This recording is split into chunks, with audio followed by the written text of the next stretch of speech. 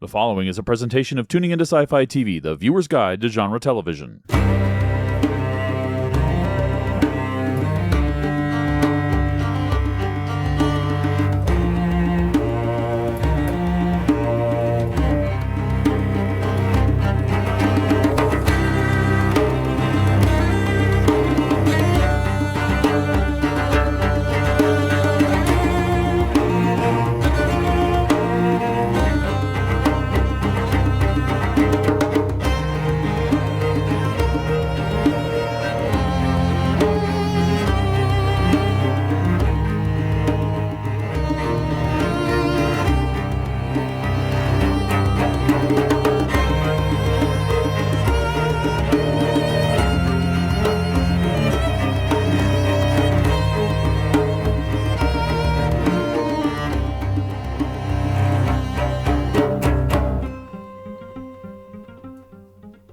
Hey everyone, welcome to a Game of Thrones bonus podcast. I am Wendy Hembrock, and I am joined again by our small council of Shannon, Lou, Christine, and Jesse.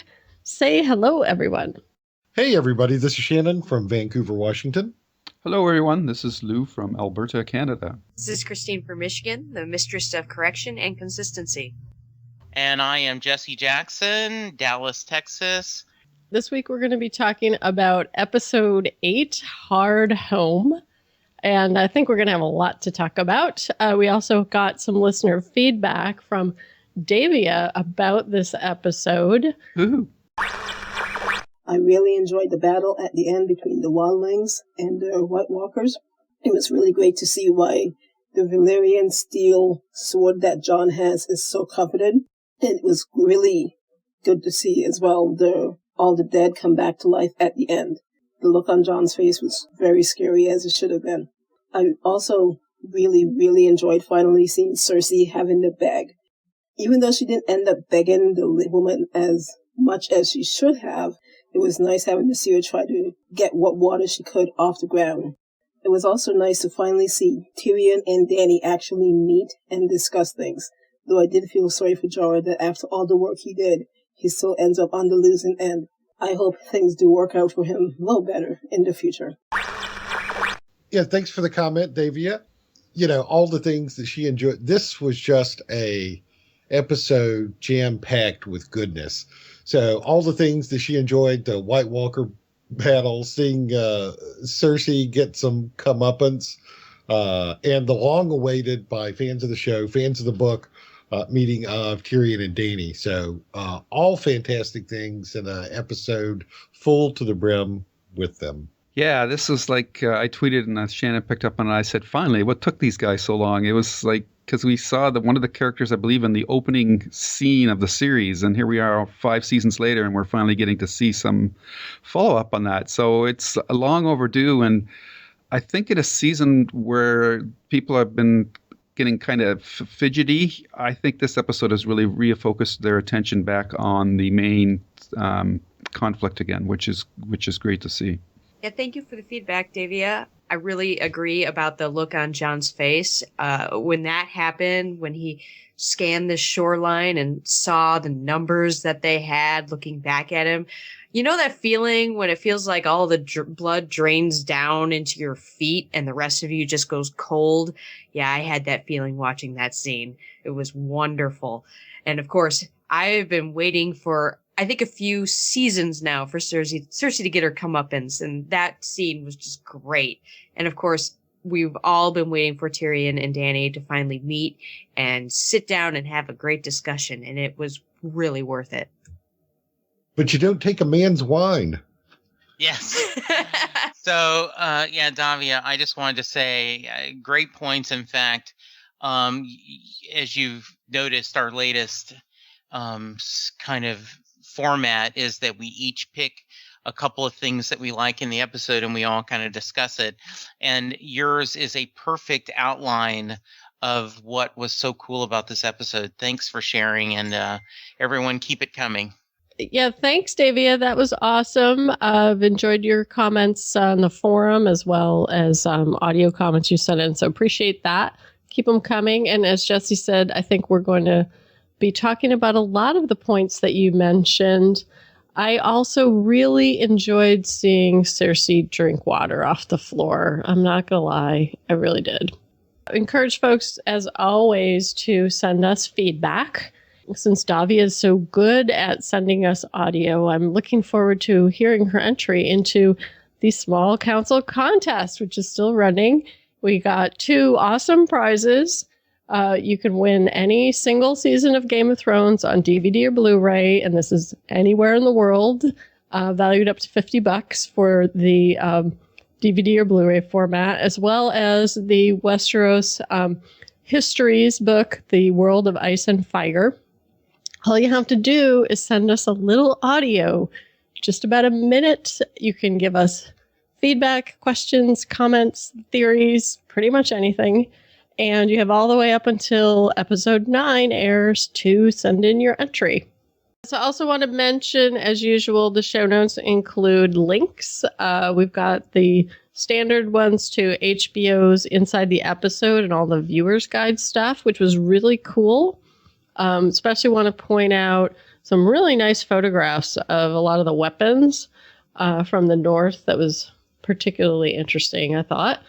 We also have an article, a lot of articles about the making of the massacre at Hardhome. Kit Harington, who plays Jon Snow, talks about filming it, as well as an interview with the director, Miguel Sapochnik, talks about his approach to it. And we've also got a link to some spoilery speculation about the Night's King, the leader of the White Walkers. I had not read that interview with Sapochnik, I guess is how you say it. And he's fairly new to the show. He's not one of the longtime directors. And evidently he has not read the books. So, but just what a knockout episode for a director. Usually, the last couple of years they've gone to Neil Marshall to handle the big battle sequences with the fight at the Wall. Then before that, the Battle of Blackwater Bay. So I'm really looking forward to reading his take on directing it, because he did a stellar job. Yeah, this I would also direct some people to go to the Alan Sepinwall review, because there's a lot of funny comments about what actually was the name of the leader of the White Walkers. Everything from Walker White, Heisenberg. Some guys just said I'd call him Bobby. Another guy said he thought he was Ray Walston. He must be Darth Maul's cousin. He called him Darth Wall. And somebody says, well, if Jon Snow becomes the leader of the White Walkers, would that make him Johnny Walker? I thought that was pretty good. Oh, that was Johnny Walker. Jon Snow Walker. Johnny Walker Black. I did like the little comment I found in the Kit Harington interview about how this battle, it took them a day to film, maybe a minute, but that was because every fight scene he had to shoot 3 times. Once with an actor in makeup, once with someone in like green screen covering, and once just against dead air. So when they were finished, they could decide which one they liked better. And that's just an enormous amount of detail to put into a fight. As always, I appreciate seeing all the links and kind of going really good stuff. And of course, you didn't include my link, which was, what is the White King Walker's favorite song? Bruce Springsteen song. It's, The Rising, because he's rise up, rise You up. didn't put it in the document. No, I tweeted it earlier today. I know. So, I don't just paste any random tweet into our show notes. Very nice. Yeah, the one that particularly jumped out at me was that interview, because he's new, but he's actually directed quite a few episodes this season. And I really liked, he got pretty deep inside his approach, which is a little unusual that directors would tell so much detail about what they were doing.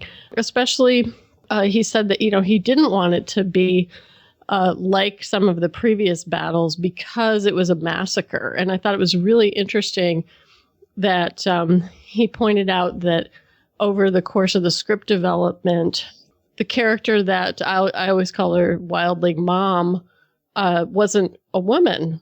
They changed that to be a woman to have even more impact with the whole thing with her getting surrounded by the children whites at the end. So I thought that was kind of cool. And just the idea of how much this was out of nowhere, that it came out of nowhere. They were completely unprepared, and it really was a massacre. Yeah, they pulled a Joss Whedon with the wildling mother. What was her name? Carsey? Carsey. Yeah, Carsey. Which I don't think they actually said in the episode. But here they go, making me really start to like this character and even somehow start to get attached to her, even though she was there for maybe 20 minutes.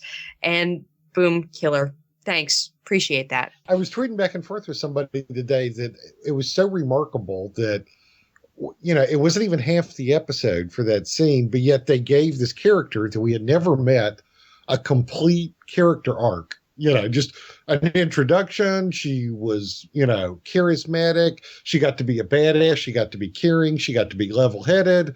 She got to be horrified. And she got to be dead. I mean, it was just all right there.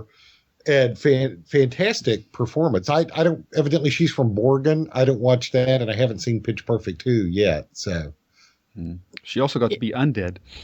Exactly. Yeah, yes. we might see her again. We'll go very quick around the table. Just give a grade. No impressions. Just give whatever grade you want to give. Okay. The last couple episodes have been in the B range for me. Some hit or miss, but this is A freaking plus. Same here. A+.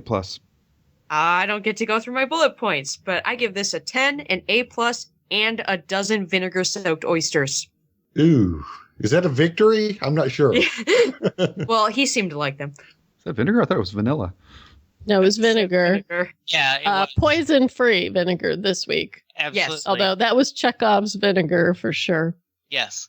I give it 10 out of 10 broken wheels. Great episode. I give it 10 Valyrian swords also.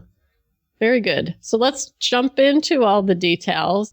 That was spectacularly done, but I'm going to say the meeting between Dany and Tyrion, because that's something as book readers we've been waiting on for years and years and years, and that's one of those rare instances, although it will become more frequent going forward, where the show got there before the book. And, fans have been waiting. They're, I would say, probably in the top 5 characters for most TV and book Game of Thrones fans.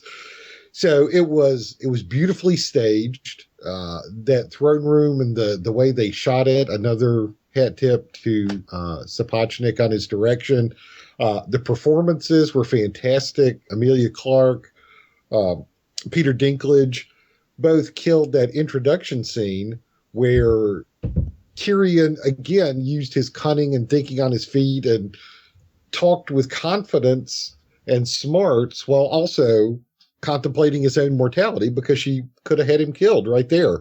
And he not only managed to talk his way out of getting killed, but into a job interview and then finally getting the job. And there was a lot of thrusting and parrying, not the kind we usually see on Game of Thrones, or either of the kinds we see, but verbal and intellectual thrusting and parrying back and forth. And it led up to a fantastic moment where Dany talked about breaking the wheel. Now we'll see, talk is cheap and Marine is still in a little bit of chaos, but that was just a fantastic meeting. And also just the face acting that Ian Glenn did while he was learning his fate, while Tyrion and Dany were sitting there debating what to do with him. I mean, he was horrified, proud, of making it back. And then once again, just heartbroken Jorah. So a fantastic scene with stellar performances. Yeah, totally. And I like how Tyrion really saved Jorah too. Like he could have had him killed easily, but I think he respects him, and he just shows his read on the character in the short time that they've been together, that he even realizes that Jorah's probably in love with the queen, and she knew that already. But it was just nice to see that reaffirmed, and that which makes every time the two of them cross paths. That much tougher.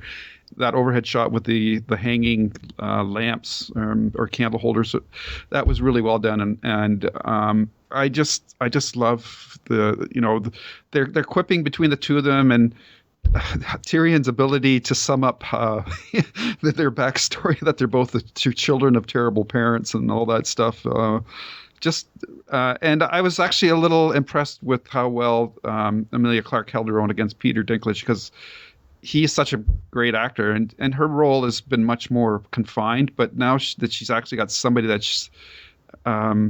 she can joust with verbally, I thought she did a really, really, really great job, and I hope that continues. And I'm curious, Shannon, maybe later on, if you can, is this meeting much the same as it was in the books, or was it different? No, that's what I'm saying. It has not happened whatsoever. Oh, we're okay. Still waiting on the page. Oh, okay. I thought you said they had met. I'm sorry. Okay. So yeah, that's about it. It was just a great sequence. Shannon, you stole my favorite scenes. I was going to talk in detail, but that's okay. But to hear you describe it, I feel like I missed another battle, because there was apparently a duel. I need to go back and watch, but I of course love Tyrion and love seeing him with Dany, and I want to line that he said about Jorah. He said, "I can't remember ever seeing a sane man as devoted to anything as he is to serving you." And I'd like to say that's because he's not sane. He's obsessed. That level of obsession is not sanity.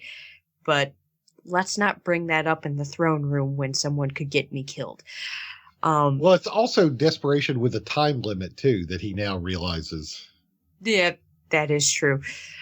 Of course, he's not going to show anyone that. I don't know what he's getting at with this. He could just say, "Look, I'm dying," if that matters to you. But of course, why would he say something like that? But to get back to Tyrion, I love that he didn't just right off the bat say, "I want to serve you." He said, "Hey, we just met. I don't know if I want to serve you. I mean, I don't know you," which is great, because that's honestly the best first step. I'm not just going to blindly follow you because everybody else was trying to kill me, so I'm going to try my luck with you. And, he acknowledges that it is her queenly prerogative to have him killed, but it doesn't matter to him. I mean, he was already in a place where he was going to get killed anyway. And he also gives her some very good advice regarding Jorah. He tells her, don't kill him. A ruler who kills those devoted to her is not a ruler who inspires devotion, but also that he can't be around because of what he did, because that's another thing she can't show. You can betray me and that's okay. I'll just keep you around. So what she had chosen before was the best course of action. And he just gave her very good reasons as to why. And I love their little sit down. I know nobody wants their wine taken away, but I love that move from her. I want some advice from you while you're still sober, which was great. Although he did hold back some personal information, but that maybe one day he'll tell her if there's enough wine.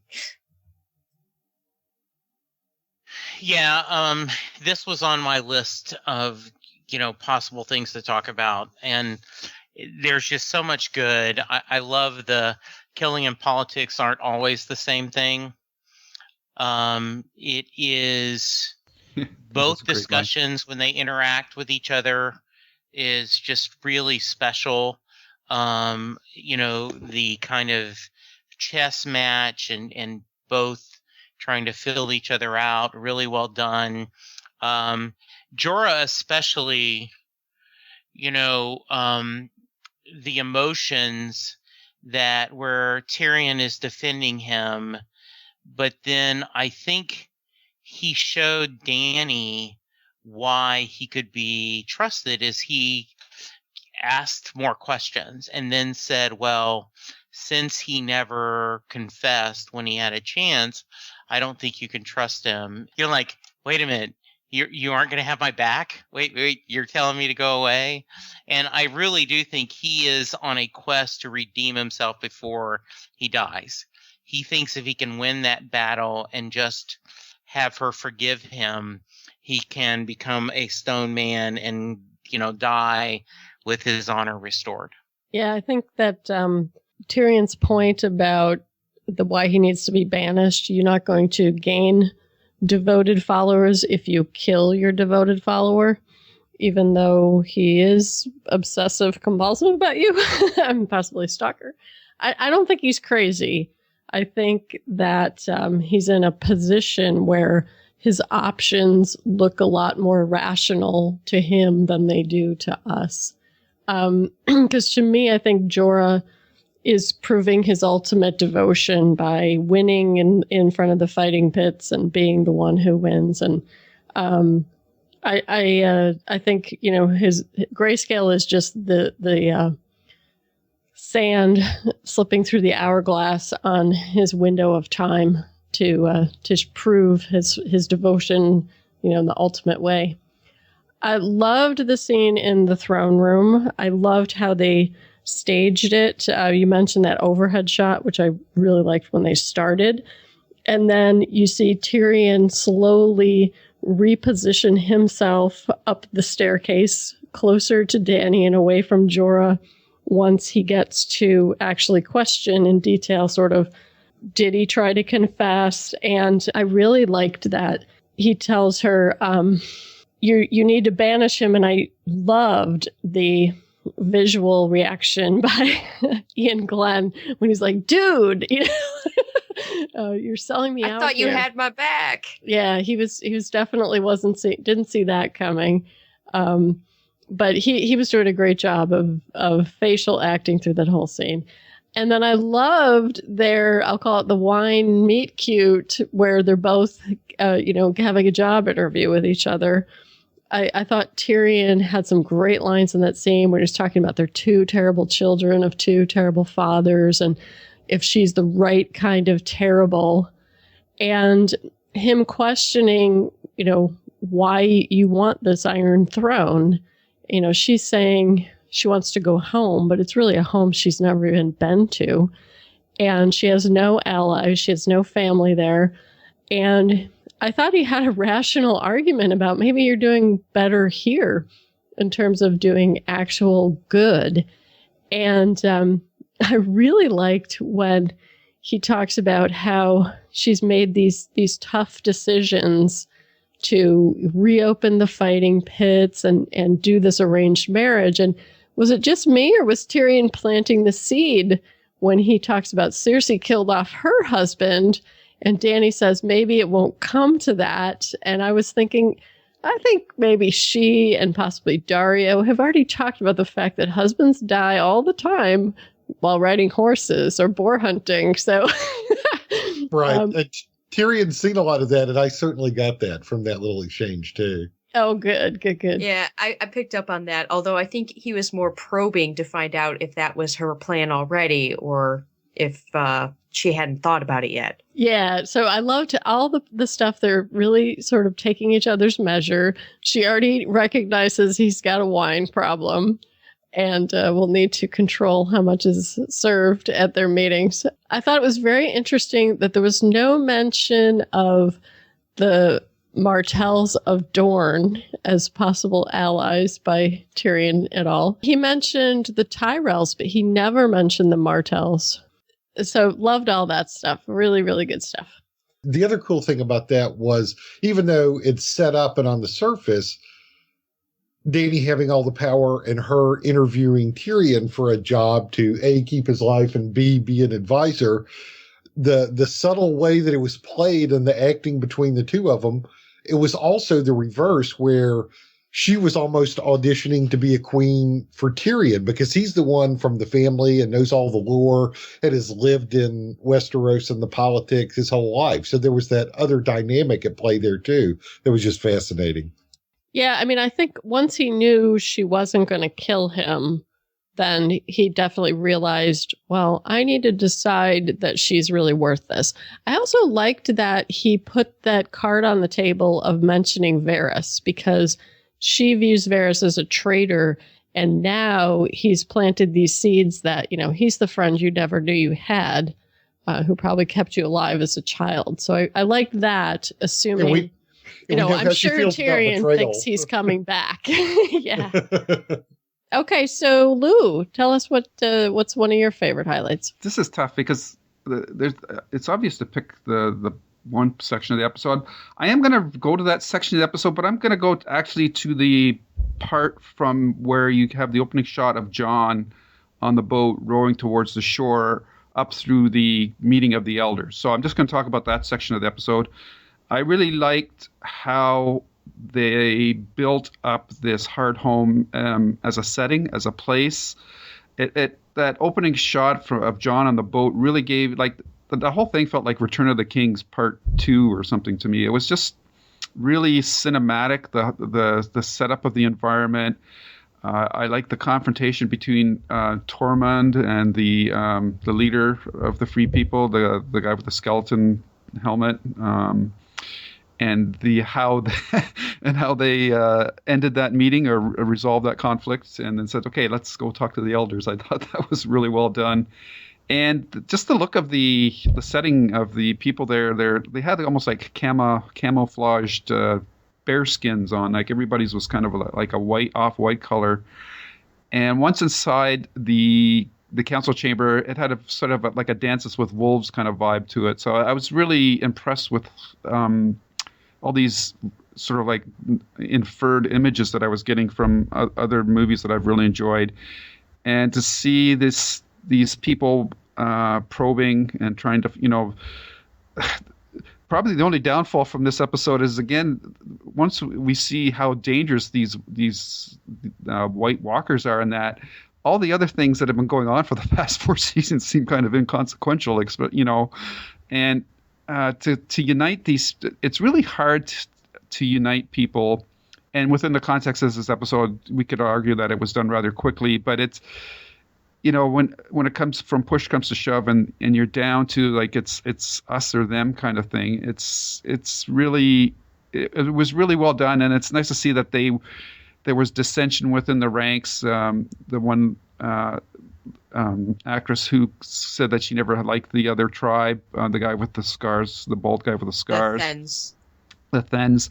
I thought that was, like there was a lot of layering done during all this negotiation sequences, and of course, and all through it all, you got like a giant sitting in the back watching the whole thing. So it was just a really well done section that really makes the payoff for what comes after it feel worthwhile. I'm surprised you limited yourself to just the first half, before the battle started, but I can understand.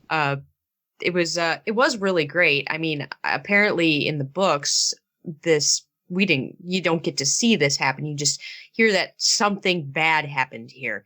I'm so glad we got to see this. They changed it so that John did go north with Tormund to see this. And I liked that we got to see the Lord of Bones again. Haven't seen him since, I don't know, season 2, was it? And right away he gets beaten to a bloody pulp. And that is the way the things work up north of the wall. That is just insane. You question me. It's good to see you. Yeah, that was pretty much it. In case anybody was wondering what happened to that guy, there you go, and he's gone. I cannot get past the whole weedening of that character, Carsey. I mean, she was just really an attention grabber. There was something about her that was just so mesmerizing and likable, even before you find out that she's a mother. And I looked at her and I thought, here's an important person. Here's someone who is respected and powerful, and boy, she's going to go far in this world. Boy, was I wrong. Oh, way to twist the knife, guys. And the visuals were wonderful. I remember seeing a couple of shots of it from the behind the scenes before the season started and wondering, well, that looks like a little insignificant place. And wow, it's like the turning point of the whole season. It was just great stuff there. Yeah, there wasn't a bad scene, I think, in this episode. And the context of just all of this was just really amazing, and good points from all, and nice choice, Lou. I totally agree. They did a great job with introducing us to this group of people who, we've seen the Then cannibal leader. I think he's the one that led that one raid, or if not, he sure looked like the same guy. I really like the introduction of the female wildling who had the kids, and I've read her name's Carsey. I don't remember her name being said to be that. But I was really expecting her to live up until she put those kids on the boat and said, I'll be along soon. And I was like, that's not a good sign. And because I love the dynamic she had with Tormund and somewhat with Jon Snow. I thought that scene when they actually get into the hut and they're having their meeting with the elders was really well done in terms of having these characters establish themselves as actual characters. And Lou, you mentioned the giant, but I really feel for that giant. When he heard the news about Mance Rayder's dead, and you see his reaction, and when the battle actually starts and they're inside the hut, and he's like, I'm kind of annoyed by all this stuff. And then he's like, okay, now I'm really, really annoyed by all this stuff. And the visuals for him were fantastic. I was really worried he was going to get overrun at some point, especially when they were running towards the water. And then when he actually got into the water, I was like, what's going to happen to him? How is he going to swim out to the boat? What boat is he going to get onto? So, that says a lot for how they put together that whole segment for me to be that connected to the giant, who had no words, like he had no dialogue in the episode. And I believe he said Tormund. Yeah, he did. The other thing is they did a great job with showing just how powerful Tormund is, because when they first get onto the shore, you have him with a band full of the Night's Watch. They're completely surrounded. And he says, look, all I want to do is have a meeting. We've got to talk about this stuff. And after he bludgeons the Lord of Bones, nobody bats an eye. Nobody sort of takes offense that he did that. And he has the authority and the respect of so many people. And then when they actually got into the meeting itself, I loved when Jon Snow confesses to killing Mance Rayder. And everyone reacts, and he says, wait a minute, that was mercy. And I just loved all of that. So they did a great job of taking these people who were at odds initially and getting this sort of uneasy truce going. And then now, that you've cemented this relationship because of the attack. Yeah, the two quick points on here that we've kind of touched on. One is Carsey and how well they developed that character. I just think that, again, we talked about, she was on the screen 12 minutes, less than that, and how we all agree that was a really well-developed three-dimensional character. And then you contrast that with how they've been dicking around in Dorne, and we've gotten plenty of screen time down there, but I didn't feel as much for any of the characters in Dorne as I did for Carsey. So it's just an interesting contrast how they've handled that material. And then second, when you talk about choices of adaptation, in the books, there was an attack at Hardhome, but as Christine mentioned, Jon wasn't there, and it happened off the page. I mean, you hear about it. And I think part of the reasons why you make choices like this, it's good to have Jon leading the action or in the middle of it. The important thing is in the books, it's just a different medium and it works differently. So you can get a feel that the book started with a scene of a walker, just like the show did, way back in season 1. But in TV, you're bombarded with sound and images, and you go week to week, and then you read recaps and whatever. And when the threat of the White Walkers and Winter is Coming kind of remained in the books, and it was in the back of your head, and you could use a word here or there. But on TV, you have to show it and make that threat real, or people will just completely forget all about it. And you can't show, don't say it. Yeah, you just can't show a walker in a previously on and have it feel real. So that's why I love these little scenes they've invented, like with the fingernail on the baby, or Sam, or, they've added White Walkers here and there just to say, hey, they're there, they're coming. And boy, did it really pay off when they came. Well, I would think for book readers, because it's not really detailed in the books, it must be kind of cool to see it too. Yeah, you never hear about it. I mean, you hear about it, but there are so few firsthand, because it's all point of view. You never hear one person describing this is what they look like, because very few live to survive a tale, and they aren't a point of view character. And then you don't really get a feel for, okay, these are how the whites move, and then these are the White Walkers, and these are the differences. And yeah, it's fascinating, and they've done a brilliant job of realizing it visually. On that point, since we've decided to talk about the White Walkers, I've noticed, and this probably isn't described at all in the books, but I noticed that the Walker that Jon fought and the Night King seem to be wearing, I won't say it's samurai armor, but a very similar Japanese style armor. And I'm wondering why they would choose that as the option for, is it because it's an exotic feel something you don't see very often, and that kind of goes with White Walkers? It's exotic and something you don't see very often. What would make them make a choice like that? They don't describe it like we were just talking about in detail in the book. So it's all come from the costume design and the showrunners and the scripts and everything else. Christine, what's a highlight for you? Well, Shannon stole my favorite, but I will fall back on my other favorite and talk about Arya. We got to see her again. Thank you. It's nice to see her really moving forward, taking her place among the faceless men. She's taken the role of a girl named Lana, an oyster seller on the shores of Bravos.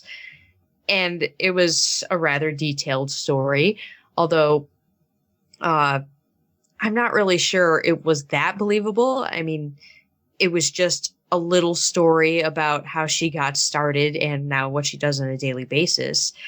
But I guess it's enough to really get her started on her first mission. I mean, poisoning this guy seems like it's going to be pretty easy if he already takes his oysters with some vinegar and doesn't pay any attention to who might be putting that vinegar on his oysters.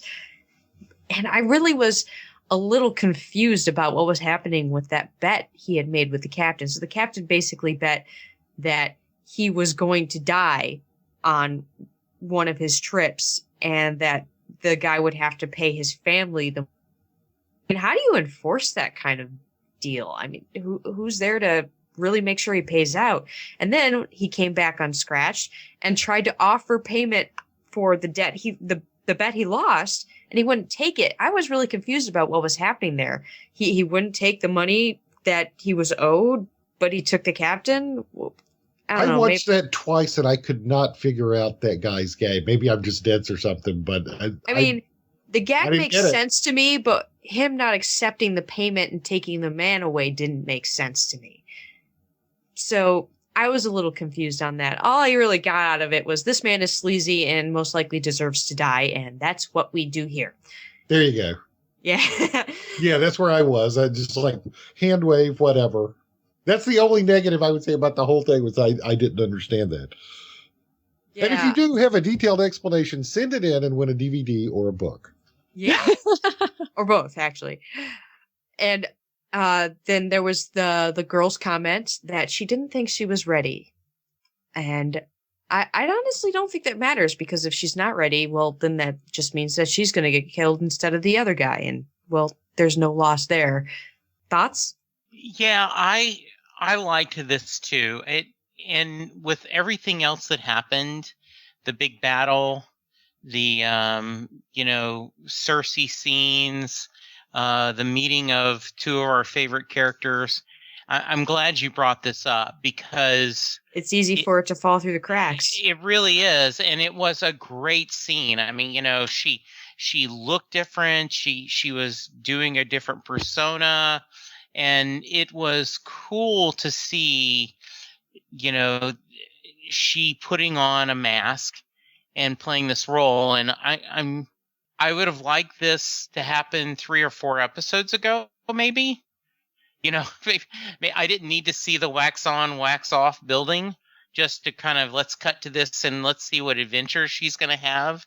But that's a minor quibble, and it was really cool to see. And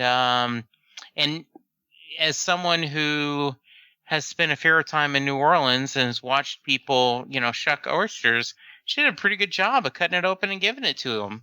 And Yeah, they were she did. fresh. Yeah. I totally agree. Maisie Williams really sold it when she was out in the street presenting this sunny facade behind this person. She looked older than Arya has looked, but she looked more innocent than Arya looked. So I have to give props to her. I have to admit, though, that Frida Kahlo kind of look was really throwing me a little bit. I don't know if it's her hair or costume or what, but and I also loved that smile she had after Jock and Hagar hands her the poison and she walks away. I did have a question, though, when the girl is saying, that what if she fails, and he says it doesn't matter to the many-faced God, and it made me really question sort of what is this religion about? is the many-faced God actually indifferent to what they're doing? It was a strange sort of comment, and I don't entirely believe that he's indifferent to whether Arya lives or dies, which was part of the reason why I was kind of like, what was he really saying by that comment? Yeah, and even in the background material and in the books and everything, we haven't yet got a good feel for the tenets of that religion. I mean, I think the show and the novels have done a pretty decent job of explaining the Seven and the Lord of Light and the major conflicts there, but the many-faced God or the God of Death, depending on who's talking about it, it's still a mystery.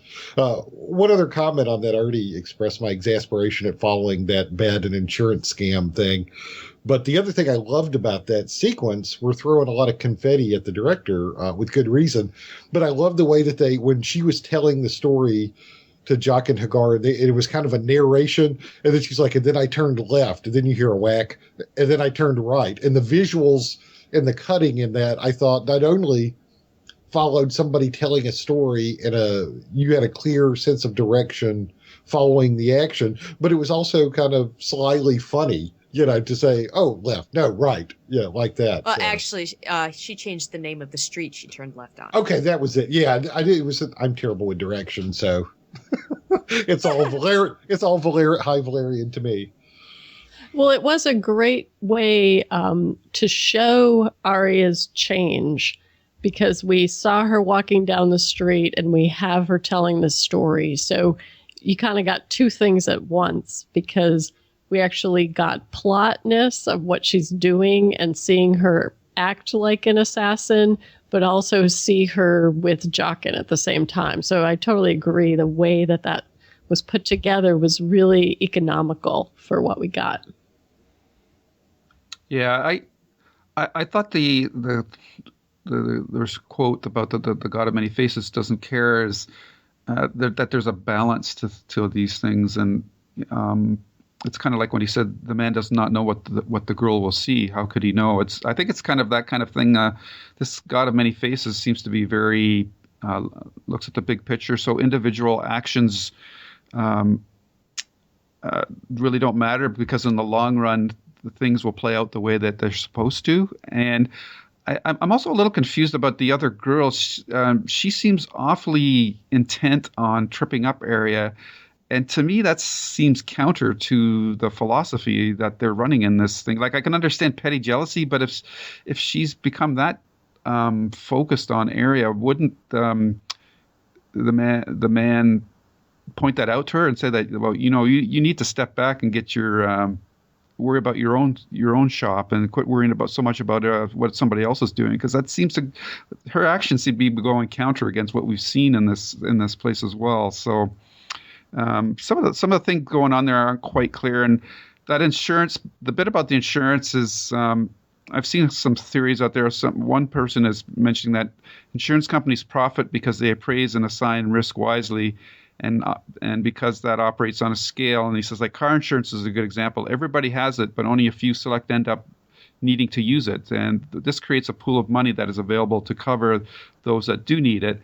And the insurance companies make profit by taking a bit off the top for providing the financial service, and what they do with that money is how they, is what they invest in it. And I think that this guy was just made the assessment that this guy was a bad risk and denied him because of that. So interesting. But wasn't that ship's captain? Wasn't he in the house when they were talking about it? Was that the him? House of Black and White? Yeah, was that not him? I thought it was. I don't believe that was him. I think that was just someone else. Okay. Because they both looked at him, and I was kind of like, why are they all of a sudden paying attention to this guy unless he's the captain? But we never really got a clear look at him either, so I don't know. I think no, my assumption was that was an example for Arya to know who do you turn to, like this guy over here talking to the many-faced god. Yes. Yeah, and it was rather chilling at the end when she got the little vial of poison and the smile on her face as she walked away. To me, it reminded me of when she got the horse after the fight with the hound. Mm-hmm. Like she's all happy, and now then, I've got something. Yeah, and they just used carnage to get it. Yeah.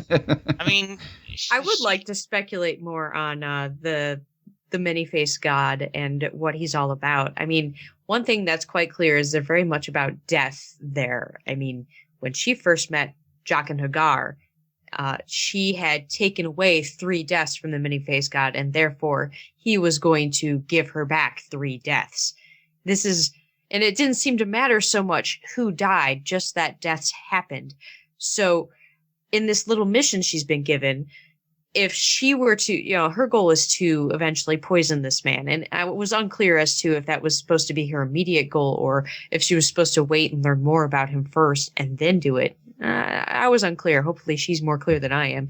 But if she fails, it's likely that she will die. In the end, there will be a death, and who dies is, it doesn't matter to the many-faced god as long as there is a death. And I think all they do really is to seek out those who should be killed in his name. And Black and White and a lot of the imagery would suggest a kind of balance, like balance the scale, but going back to I owe you 3 deaths, that kind of thing. That's really interesting. I hadn't thought about it that way. Well, I mean, I didn't think he was an insurance man. I thought he was a straight up gambler. So the part that was a head scratcher to me was whether the guy was betting against himself or not. It wasn't clear. Oh, yes, the captain was betting that evidence was that he had this track record that he'd been on 18 voyages and he'd always come back. So betting against him seems strange.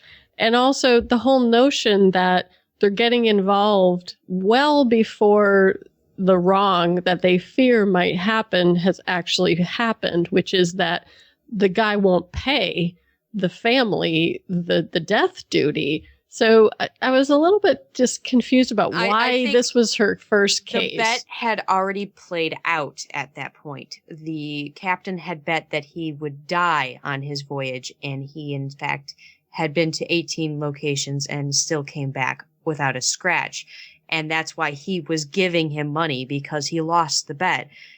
The confusing part to me was why he wouldn't accept the money. The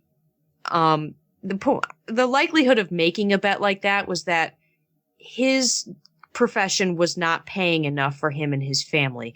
And to make a bet where he would die, but his family would be provided for, would be worth it. What I was pretty sure we were seeing was he lost the bet and then had to pay money. I can only assume that what he was trying to pay the man was not enough to cover the debt of losing the bet. So if you're an insurance adjuster, a ship's captain, or a gambler, please write in and explain the scene to us. Somebody explain what that was all about. Yeah, and if you do it as an audio clip, you can win a CD, a DVD, or a book. Yeah, and a pirate actuarial gambler would be ideal. Or, you know, We're narrowing that audience. or if George R. R. Martin, if you got just a few minutes, take away from the writing, because I know you listen to the podcast, send us a quick, message. I think it is sad. There's 5 of us here, and none of us really quite understand what happened there. Well, I think that may be a ding against the show because we're pretty intelligent people. So, Jesse, what do you got as your highlight? And I assume we haven't highlighted it yet. I didn't want to pick the fight scene because I figured everyone else would pick the fight scene.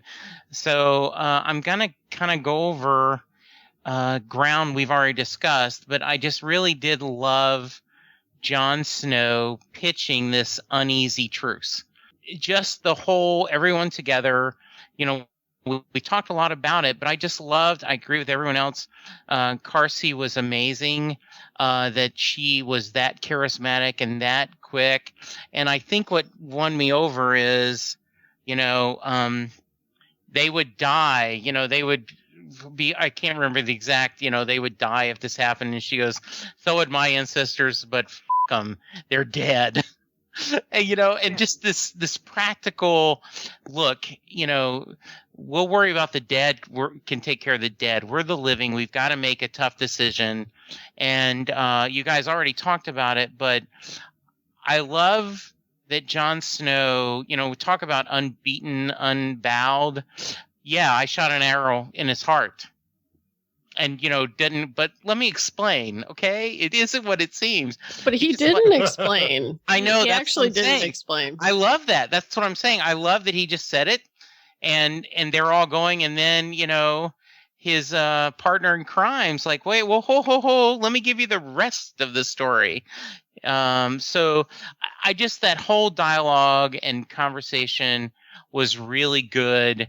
And of course, Game of Thrones can't let you have, oh, look, they've made peace. There's an uneasy truce. This is good. They're going to go. And all of a sudden, wham, just be careful what you wish for. Because, we're like, oh, we never seen the, sure, winter's coming. Oh, sure, we haven't seen these. And then just this massive, attack of zombies, snowmen, just everything is just amazing. Yeah, I totally agree. I mean, I think we should just talk about all of that. So I'm going to expand a little bit beyond what you were saying, Jesse. One, I give great props to Kit Harington when he was talking about, I remember every one of my 50 dead brothers that were killed when you guys came at us. And, I'm not here to be friends. I'm not here to forget. We need to look at the future. And I thought that was a great way to win over Carsey when he said children, because she's got children. That was just fantastic. I totally agree with you, Wendy, that, this truly is, we're not forgetting the past. We're not, let's hug and make up. This is purely, we're going to, I will trust you as far as I can throw you, but if we don't all band together, if we don't all, die, we're either going to all die together or all die separately. And so let's give us a chance. So yeah, thanks for bringing that up. That's just really perfect. The other thing I really liked was him and Tormund, because they are starting for a lot of that fight. We were tracking the two of them, and then we'd sort of go back to the Night's Watch guy that I don't know his name, the one with the beard, the only other one that's left from their sort of original group, who he goes into the hut and he's trying to get the dragon. He's supposed to get the dragon glass. I loved how, they made this whole thing about giving it as a gift to everyone. And then they left it in the hut. And I was like, oh my God, when the Lieutenant Walker came out after him and they're starting this fight, I was like, they're going to kill Jon Snow. I was like, you bastards, you're going to kill Jon Snow. And I really was amazed when Longclaw cut him in half. That was freaked. And it was so well done because Jon Snow is he's just exhausted at this point. And I thought they did a great job with showing what committed fighters these guys all are, where it's like you have all these things that just keep coming over this wall and none of them are running away. You know, Tormund is running at the wall that's falling down. And, you know, the Carsey character is too. So I just thought they did a great job with how they constructed this fight to show the heart of the characters, even though they're losing, and also show the true menace of their foe. You know, to me, the Night King and came across just from seeing, you know, the four of them on the top of the ridge and then seeing him watching the battle. It's like these aren't sort of mindless zombies like The Walking Dead. This guy's got a plan. They are using tactics. You know, it was very dramatic and confusing when they first were coming in. I was like, what is this? It's like an avalanche. I'm like, but it's got to be walkers, but I don't see them. It's like, what are we actually seeing going on? It was so confusing. I thought it was a great way to start everything. And, it was just so well constructed that, you know, I was confused about where were people. They were confused. And I just can't say enough good things about that battle. I thought, you know, it told a whole story, and you saw sort of each person's little moments within that overall story. You know, when Carsey seems to be winning and she's getting ready to head back to the boat. And then here comes these children who are absolutely horrific. And she's overrun. And it was like so sad. Yeah, just a couple of points on that. They were all praising this battle scene that was dramatic and fantastically choreographed and executed by special effects and spectacularly directed and all that. And it's hard to remember that, or we tend to forget, like, the good guys got their asses handed to them. You know, I mean, it was a devastating defeat for the quote unquote good guys. Another thing is probably a good time to remind everybody, you know, that there, at least as far as we can see on the show and what we've been told, there are two distinct classes of folks from Beyond the Wall. There are the White Walkers, which in the text were known as the Others, but Lost came along and kind of made people question what others were. So they used the term White Walker, but they appear to be magical and sentient. And then the whites are the ones that where a White Walker raises, you know, a normal human from the dead, or an animal, like you've seen the horses. And then they're just kind of mindless automatons, or just focused on whatever they're commanded to do, either magically or telepathically or through regular communications. We haven't seen that yet. But that scene where the White Walkers are directing them just to go over that cliff like lemmings, because that's the easiest way to get down, was just brilliant. And then a last word about when you mentioned Kit Harington. This was one of his finest jobs. I mean, he was so appealing in that scene where he's trying to build a truce and appeal to everybody, yet remembering his fallen brothers. And then the face acting when he discovers that Longclaw can actually stop that ice spear, that look of, oh my God, thank goodness it stopped. And then surprise, and then like realizing, hey, I can fight back. And his, you know, acting exhausted and beaten and everything. Just a terrific job from Kit Haring, and that haunted look in his eyes as the camera zoomed out at the end of the episode. Really, really well done. Although I did have a ding. It was like, why aren't these guys rowing the boat? Yes, I did think about that too. Like, aren't you worried they can swim? Aren't you worried they've got a boat? I mean, that's the one that did raise one question in my mind, is like, I guess they can't swim? The giant was underneath pulling the boat. He could have just picked it up and walked out with it. They would have gotten there faster. But yeah, this was a pretty amazing battle sequence. I mean, most battle sequences, even in a movie, like if you get one or two standout moments where you go, wow, That's quite an accomplishment. And this one had like a handful. As mentioned, the children, the whites jumping off the cliff, the way the relentlessness of the whites as they broke through like a wooden palisade. Basically they just punched their way through it, or they dug under the ground underneath it, like frozen ground. Like it just shows you how relentless they are. And the last moments too were just really wonderfully, because at first when he started raising his arms, I thought he was going to like freeze the water or something like that. I didn't know what he was doing exactly, but then you realize what's happening, and then to go through a battle like that and to see all your fallen comrades, and then it's bad enough that you get massacred, but then to see that everyone that you lost is now on the other side, like it just really drives home how serious of a threat this is. And you wonder how, outside of the dragons, how they even have a chance at containing this threat. It's quite a powerful threat, and it's so powerful, as I mentioned earlier, that it makes everything that we've watched for the last 4 years seem so petty to a certain way. Like all these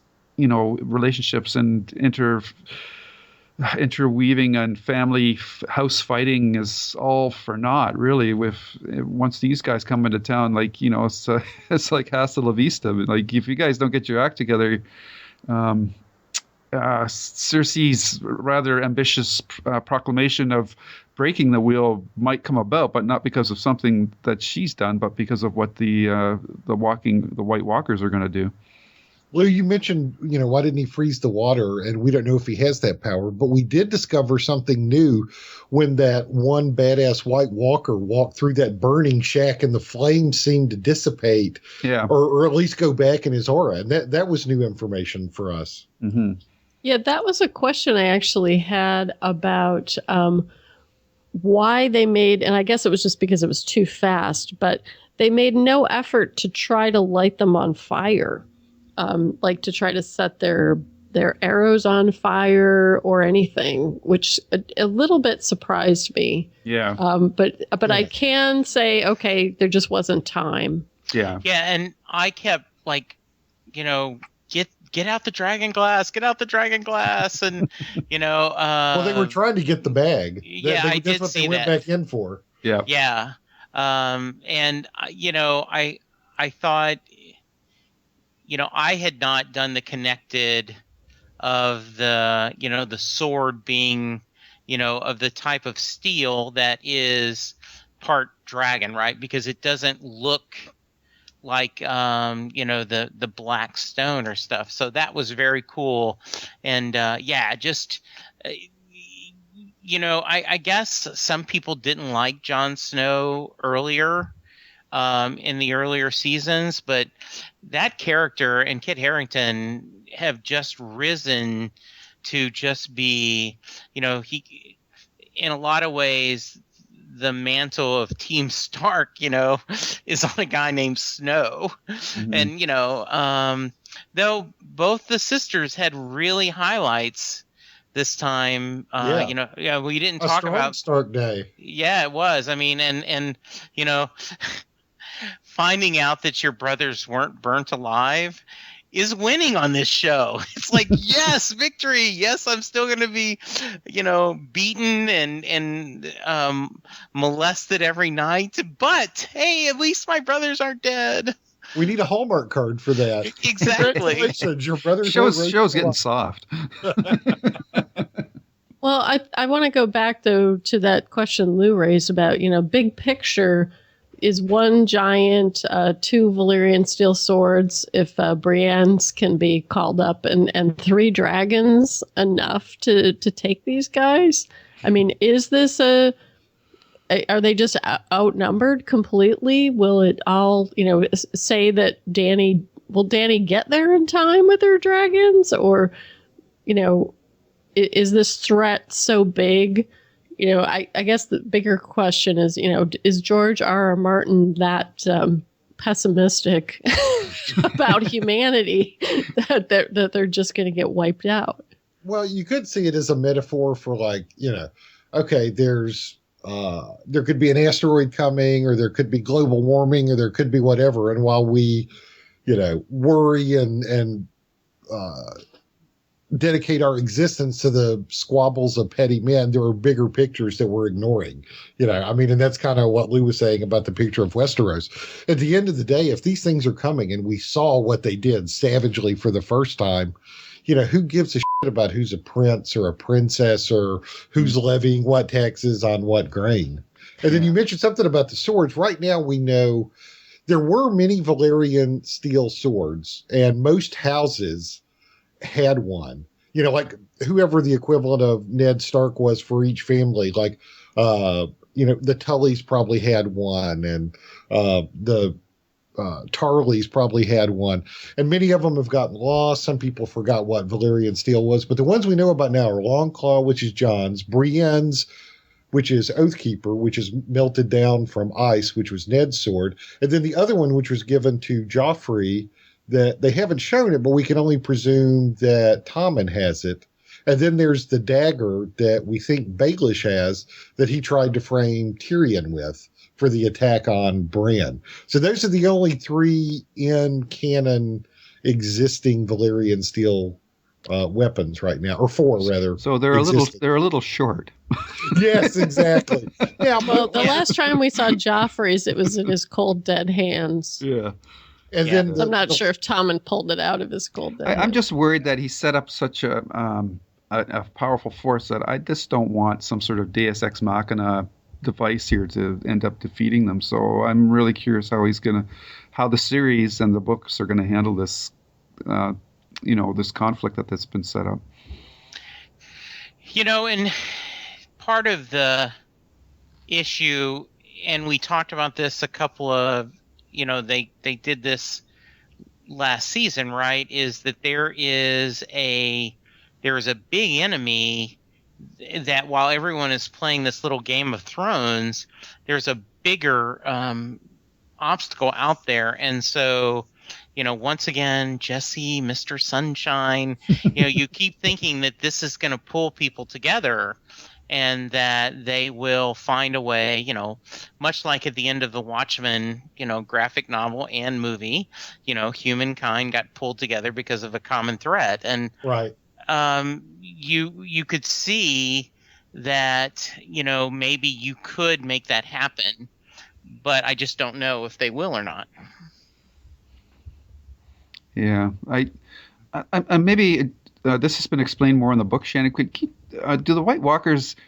They have to have like winter conditions for them. Like they can't move into a hot climate. I take it, right? Yeah, and again, most of the stuff is shrouded in mystery. So you hear about it secondhand, third hand, passed down in legend, because most people don't know, and a lot of people don't believe. I mean, it was much like Tyrion and dragons. Right. But the thinking is that they come when winter comes, and the last time they came was back in the Age of Heroes or something like, when something similar happened. This is with the original Night's King, that one of, not John's, as I said, one of Ned's ancestors, an old Stark, banded together with some of the wildlings and the Night's Watch to have just a godforsaken battle and beat them back. And they did, because there was more Valyrian steel then, and their numbers weren't as big, and maybe there weren't as many White Walkers versus Whites. But this did happen, and after they beat them back, that's when they decided to build the wall. Yeah. And so the wall, has held them at bay, but winter is coming back, and here they come again. Mm-hmm. And of course, when they were done building the wall and their common foe was gone, they fell back into their petty squabbling and left the wildlings on the other side. Yes, exactly. And then again, the politics of little men consume the world, and people and things pass into the legend and they forget about it. So, but maybe there's a maester that knows how to do Valyrian steel out there somewhere too at a citadel. Mm-hmm. Right. Yeah. I was thinking they could forge some Valyrian steel if they had a dragon around to help them smelt it. And don't they have any more of that that chemical that they used at the Black Fire? Oh, wildfire. Wildfire, yeah. Don't they have any more of that, or is that all used up?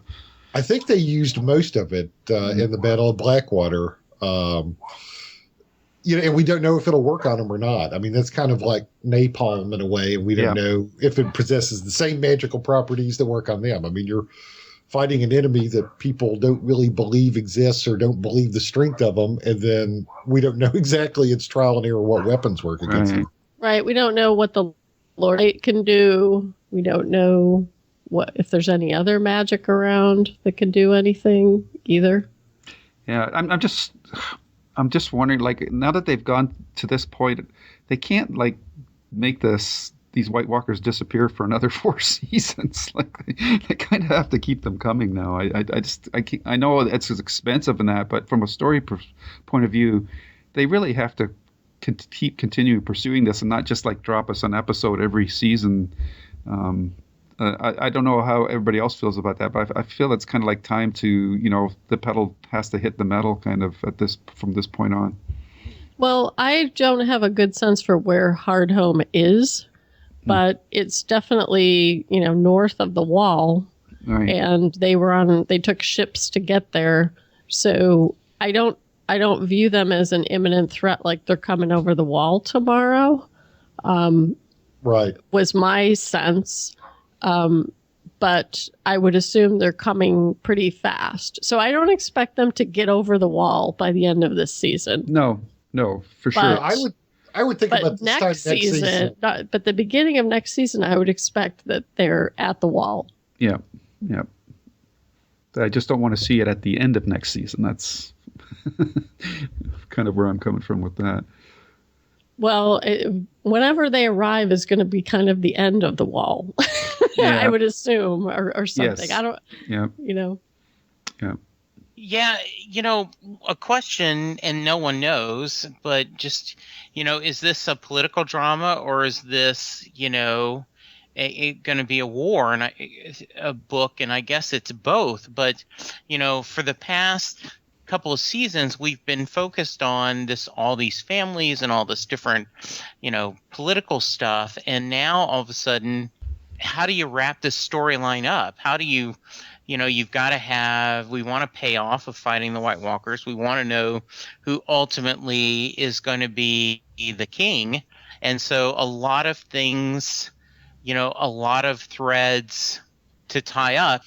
You asked some good questions. Is it still going to be a combo platter of political intrigue and familial fighting and political maneuvering and scheming and that kind of thing, or a full-out war, or some combination of both, which, is probably where it's going to fall? I don't think it's been a bait and switch all along that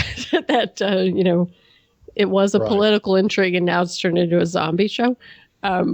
Maybe the more mundane concerns might take a back seat, and you might actually have a Littlefinger or a Varys or a Tyrion and Dany talking about their White Walker problem, potentially. That would be kind of cool, because right now they are very isolated from everything that's happening. And I have to assume at some point, and mentally I've always been thinking it's by the time the Winter and the White Walkers get to Winterfell is when everybody's going to wake up and be like, hey, we're being invaded. I don't know why I think that, but that's been sort of in the back of my head. I wanted to make sure that we have a quick discussion about Sam and Ollie. Concern thinks Ollie's going to take that as an indication that he should stand up for what he believes in, and even if Jon doesn't agree. So, and I love Sam's Jon always comes back. I thought it was a great discussion, and I don't trust Ollie. I think this is going to be really, really bad, and this is not going to be good. Well, I definitely think he did not understand what Sam was saying, or he is going to warp the interpretation of what he was saying, because he's using a child logic from being personally wounded, and I don't think he's going to be all that happy to see Jon Snow when he comes back with their wildling friends. Yeah, there was a good scene again. Like, every one of them, well acted.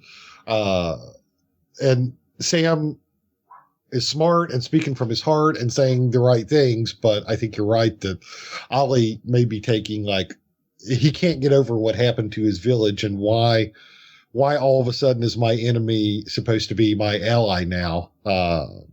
And will he take an action as a result of that? I don't know. The way that it's presented seems to be leading us to that, but who knows? We have 2 weeks left to see. Yeah, I agree. It seems to be going in a bad way. And he didn't hear John do the, we've all lost people speech and say, I'm never going to forget the people that have died. But, so Ollie just thinks he's moved on and, and doesn't trust him. And he just wants revenge, I think. He just wants to kill someone for destroying his family. Jesse, that doesn't sound like Mr. Half Glass Full kind of talk from you. Oh well, hey, this show. Jesse can empathize with people Yes, I who can. are not at all like him. Exactly. One of the things I'm going to pivot off of that conversation to talk thematically. For me, there was a couple things that came across as through lines in this episode. And it was, we have a lot of people who are effectively captives and they're confessing things. We started with Tyrion and Jorah are Dany's captives. Tyrion confesses that he killed his mother, which is an interesting logic because she died giving birth to him. So I wouldn't say he killed her. And then he did kill his father. Dany confesses that, she might be heading down the butcher path with her fighting pit decision.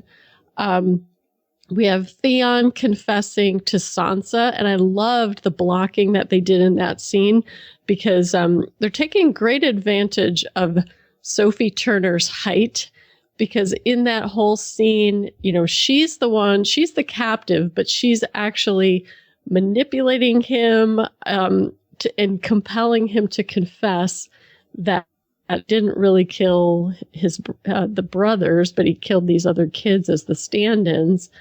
You have Jon Snow confessing that he killed Mance Rayder. And the one person who isn't confessing, of course, is Cersei. And I loved that because we had sort of how all these people are adapting to captivity. And, Tyrion has managed to get himself a job and not be on the hit list. Sansa just got some new intel and she might be making some headway with Theon. Jon Snow could have walked into getting killed immediately in that whole scene. He's completely outnumbered. Any one of these people could have taken him out. And then you have Cersei who tries her same old tactics. First she tries threats and her position. She appeals to her one lame ally, which is Qyburn, who gets her, nothing. And, she's in really bad straits. Mm-hmm. I wonder what he meant, though, when they said the work is continuing. Is that in reference to that body he had in the lab? I think it's the Frankenstein. Yeah, I assumed it was Frankenstein. Yeah. So maybe Frankenstein's going to run amok in the Red Keep and take out the High Sparrow or something. Yeah. You mentioned that Jon Snow scene when he took responsibility for killing Mance. I love the way that happened in that, if it was me, I might have gone, well, I killed Mance, but I did it to save him from further pain. I mean, Jon, he's pulled the net on that one. Exactly. Pride and honor, and I'll just say it straight and not try to make myself look any better. And, and then Tormund, it gave him a chance to step up and say that, hey, that was an act of mercy. And then the other thing too, Sophie Turner, we didn't have much of Sansa and Reek this week, but that scene was fantastic. And, not only two really powerful performances from both actors that made you feel everything that was going on in there, but also, again, a directorial choice at the end of it, the framing, when it was just kind of like the shadows of both their faces in profile facing each other with her kind of above him. It just, fantastic. Yeah. Does the Bolton that he reports to, Ramsey. Ramsey, does he know that the boys are alive, or is that a secret that Reek has not shared up until now? No, Ramsey knows. Does he? I don't know if Roos does, though. Roos does not know. I think Ramsey knows, and didn't the guy who eventually went to the wall and got killed by Castor's people, didn't he know? Oh, the guy from Torchwood. Yeah, the one who had tried to kill Brienne. Torchwood? Yeah. Now you're really confusing me. No, he knew. Yeah. Yes. Okay, yeah. I think that's an excellent point, though, that you made, Wendy, about all the people that are doing the confessing, and the one person that has not learned anything yet is Cersei, and her confinement is a result of that. So, that was a great... a great contrast to her character arc against what's going on with everybody else in the episode. Well, they also laid down some interesting plot stuff to look forward to, because Uncle Kevin's back in town. And he's turned his back on her. Well, I don't know if he has, because he could be doing a tie-win there, right? Where, he's writing letters and working behind the scenes versus showing anybody what he's doing. Maybe, but I didn't get the impression that he thought much of her before she sent him away, too. Yeah, right? he didn't, but she's still a Lannister, and he still wants their family on the throne. Yeah, there's a difference between thinking she's a pain in the ass and a bad ruler and wanting her dead, Right, plus Marjorie. I mean, he doesn't want to destabilize the power structure. Yeah, I agree with that. And I also think a theme, is resurrection in this episode. Not only did we have the resurrection of all the people that died there and becoming White Walkers, but the resurrection of, Tyrion as an advisor, the resurrection of Jorah going to go back and try to get back in the arena again. And, from Sansa's opinion, the resurrection of her brothers, that she was convinced that they were going to, they were dead and they've come. So I thought that was a really neat how they kind of did that together. Mm-hmm. Yeah. And kind of, and I don't think in a way like they beat it over you that was the theme, but I certainly think it's something there, right? Yeah, nice call. Yeah, definitely. Definitely. The other question I had for folks, actually this was Christine's question. So episode 8, it had this outstanding battle, and to me, a different formula for the structure of an episode.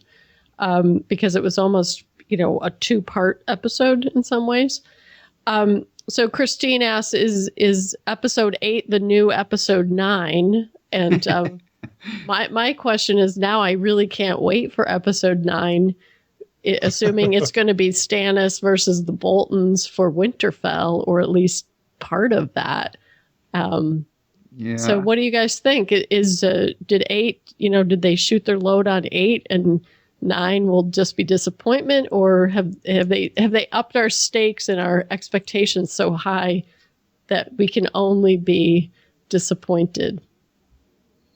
The episode is titled "The Dance of Dragons."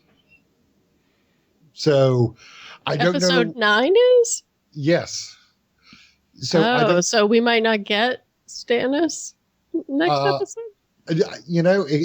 Who knows what it means? I mean, that's the name of the 5th book, and the Dance of the Dragons historically in Westeros was when there were multiple Targaryens, each with dragons fighting over the throne.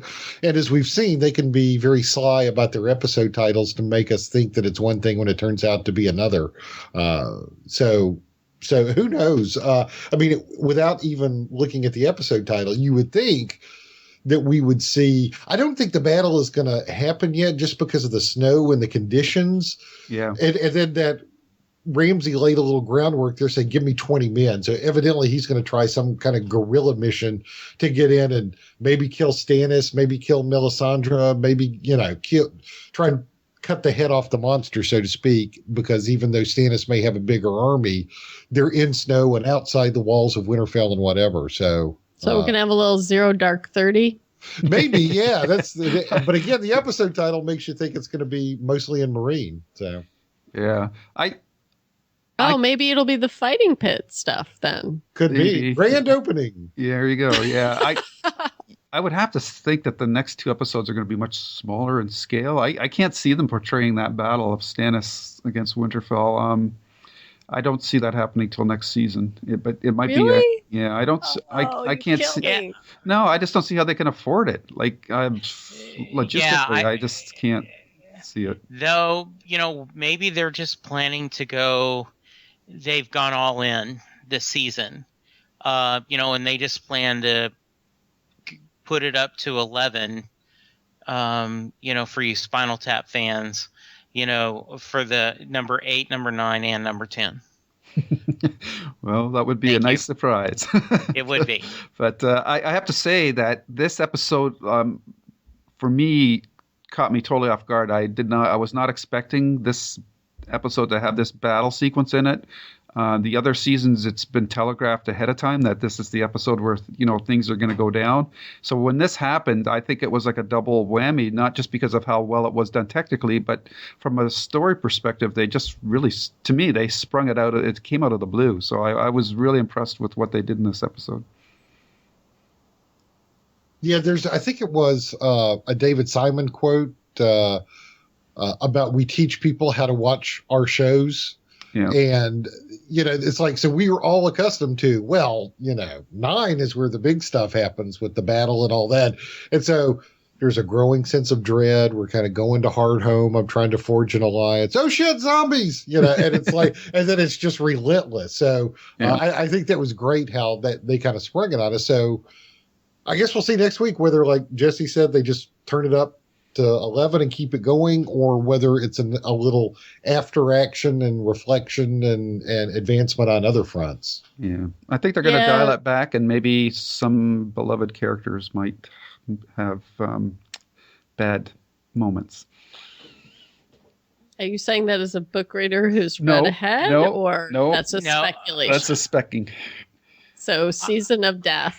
Yeah, I am worried that we've lost a couple of characters already, but I'm worried we lose somebody else that we love because it's Game of Thrones. Brienne, she gonna make it to Winterfell before the end of the season? She gonna bust Sansa out? I think so, especially after Ramsay leaves to go on his mission.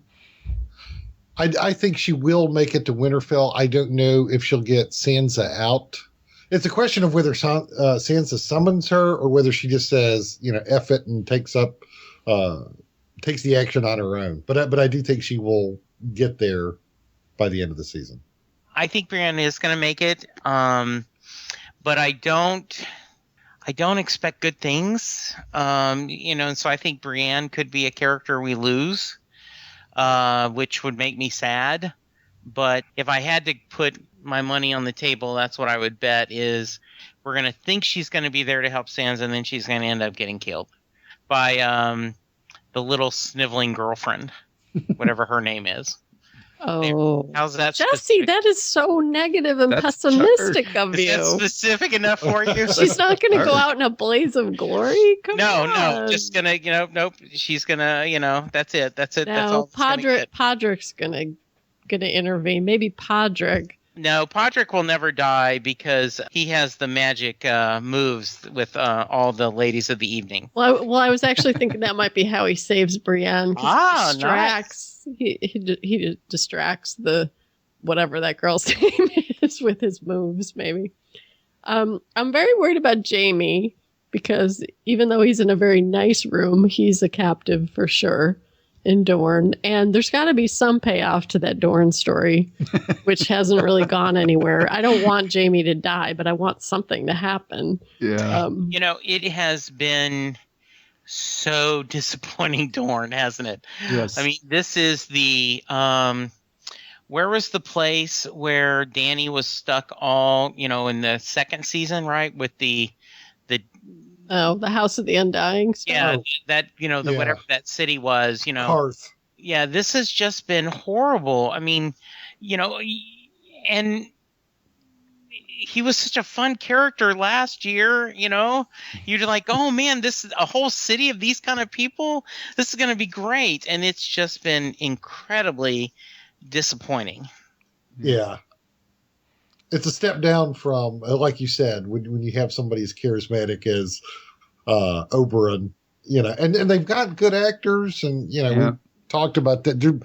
Maybe there's time for a saving throw of the dice and to liven it up, and maybe they get some different sets, and who knows? But I'd love to see something more happen there. Yeah, I wouldn't be surprised if we never even went back there for the rest of the season. Well, I mean, I've got to wonder though, if the Sand Snakes really are giving up on killing Marcella or not. They could still kill her. Jamie could die protecting her. They'll have to get out of their cells first. And I don't think. But I think they will. Right? I don't think the ruler will let them out. Well, I don't know. I mean, he's kind of between a rock and a hard place too. Like he can't just let these, because they basically have gone against his word, right? So. They did show him on the next time on Game of Thrones. At least he had a line. He has to take it out on somebody, whether it's going to be on the snakes or the mother. Somebody's got to, pay the piper for what happened there. So otherwise, he looks weak.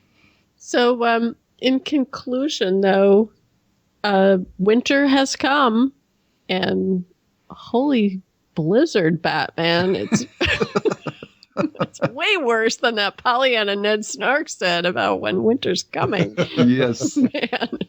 Yes. Old Nan did not exaggerate about what this means. It's time to break out the snowshoes. Everybody get to Dorne, man. Fighting and fecking sounds a lot better than that. Yeah. It's time for a vacation. Go south. Yep. What are we going to see the dragons do before the end? More barbecuing people flying anywhere near Westeros?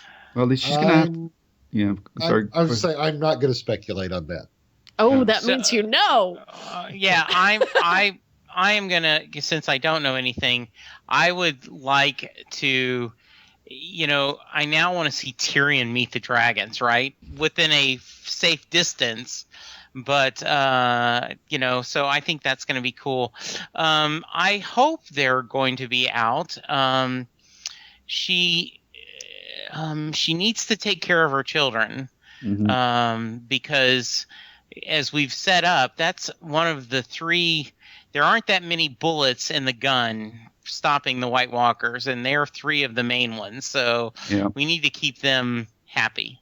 Yeah, that's like she hasn't got a handle on them right now. And so she's going to need help from somebody, whether that's from her new advisor or they go find a dragon master expert somewhere else. Like Bran. A dragon whisperer. A dragon warger. Yes. Yeah, somebody. They got to find somebody to help her get her dragons back in line. Well, so you do think Bran is from a line of family that would have some blood that has warging, but also might have some Targaryen blood as well. That that could conceivably do those things. That'd be interesting. Jon Snow, right? Jon Snow, for Yeah, sure. he's got that What about Tyrion? Was there ever any speculation that Tyrion was a bastard with a Targaryen? There has been some speculation on that very topic. I need 3 people to ride these suckers. Although I always wanted it to be Arya. That would be cool. But she's busy selling oysters. Could be Sansa. Could be Shireen. Or Bronn or Bryn. Maybe the dragon scale gives her a psychic connection or something. Maybe they can rally the Stone Men. Stone Men. Okay, so is there any last thoughts, final thoughts as we go into next week as the penultimate episode? One more thing we didn't mention for this week was just what a great job Lena Headey did in that brief scene of just showing Cersei's will. With so much stuff happening, that's probably last on the list to talk about, but she continued just to kill it as that character. And we've seen her go from the highest of highs to the lowest of lows, and it's all her own damn fault. Yeah. I liked her scene too, but I didn't need to see her drinking the water off the floor. I thought that for myself that was rubbing it in a bit too much, but I thought it was just enough that she's obviously, being browbeaten by the nun or whatever she is in that. So The septa. yeah, and it was funny that the whole floor had straw on it except for this one stone where they poured the water on. I thought that was kind of funny. I'm really continuing to be disappointed in Tommen, and I know we're expecting too much from the boy king, but he won't even go see his mom. His mom and his wife are in jail, and I mean, is he now afraid? They are saying that he's depressed, but you would think, you just I keep wanting him to step up, right? And he's too young and too inexperienced, and he's lost. Well, I think you're assuming that Qyburn's a reliable narrator there. I assume he's under house arrest. Okay, good. I like that better. My take is, the serpents are circling and they're keeping him locked up in his room. That was kind of my assumption until Uncle Kevin gets there. Yeah, they could be drugging his food with nightshade or whatever, milk of the poppy to keep him malleable. I mean, there's all kinds of things we don't know. Yeah, I didn't assume that was true. I'm surprised he hasn't been arrested too. For what? For being for being a bastard? For being a child of incest. It doesn't matter to the sparrows. Yeah, but he didn't commit a crime. That occurred to him. No, but he is the product of a crime. Right, but that doesn't make him guilty of anything. No, but that makes him... He's acting in good faith. No, they're pretty hardcore about their beliefs. So, he's an abomination to them. I don't think they would let him walk around. Could be. I want to go back to Cersei for a second because I agree Lena Headey's doing a great job. But Cersei is like at her most unlikable right now. So I don't feel bad for her. Like I felt bad for her. Same with Theon. I don't feel bad for him either, even though he's been through. Tommen, you mean? No, Theon. Oh, Theon. Okay. Yeah. Yeah, I mean, so for me, it was totally fine to see Cersei drink the water off the floor because, not because I'm being vengeful towards Cersei, but because I thought it did a great job of showing what that captivity is like. It reminded me a lot of what it's described as, people who were kept in the Tower of London, for extended incarceration period. So I didn't think it was excessively brutal, personally. I didn't think it was brutal. I just thought it was excessive. Like I didn't need to see it. Like I already have the picture, the understanding that she's been brought down hard.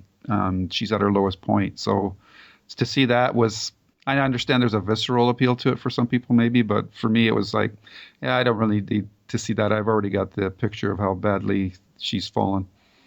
Yeah, I don't need to see any more of it. And I really hope that they're going to pay off Qyburn sort of planting the seeds with her, saying, a trial isn't going to be the same as a trial was in the court. Exactly. So maybe you should think about confessing or, And which she's seen in action, so you think she'd be a little clued in. Yeah. Obviously, it's a great episode, and there was so much fun, and very, very looking forward to the next two. Yeah, my hat's off to the showrunners. To me, they held this episode really close to the vest. I had no idea what to expect, and boy, oh boy, what a fantastic episode. Yeah, absolutely. And again, it continues. There are a couple of speed bumps depending on your point of view, but for the most part, the stuff that they've either pulled from books that don't exist or made up has just, like that Hardhome thing didn't happen the way it didn't and Jon Snow wasn't there, etc. So the stuff that they have added, kudos indeed. Just riveting television. Indeed. And this was just a ton of fun to talk about as a result. So extra long show. And unfortunately, Christine's connection dropped off. So we didn't get to hear everything she had to share. But we're glad that everyone is listening. And I want to thank the rest of our small council of Shannon, Lou, and Jesse, and Christine for contributing today. We'll see you next week. Bye-bye. Bye, everybody. Bye. We love to get your feedback. Call us at 206-202-4182 or leave us a Skype voicemail to our Tuning Into Sci-Fi TV name. We have many ways to keep the discussion going on our blog. Drop by tuningintoscifitv.com and leave a comment. On the blog, you'll also find links to the forum discussions and other links to follow our Twitter and RSS feeds and find our Facebook account. Listen to Tuning Into Sci-Fi TV on Stitcher Radio on Demand. Download the free app today at Stitcher.com. You've been listening to a Game of Thrones special from Tuning Into Sci-Fi TV, Episode 43, recorded June 2nd, 2015.